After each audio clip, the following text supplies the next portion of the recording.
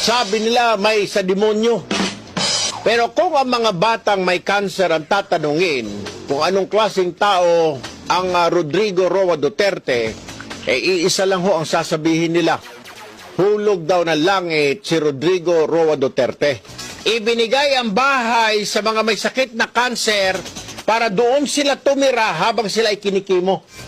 Yung sinasabi ng mga kalaban niya na berdugo, bastos, diktador, yung pala may puso. May puso para sa mga batang may cancer.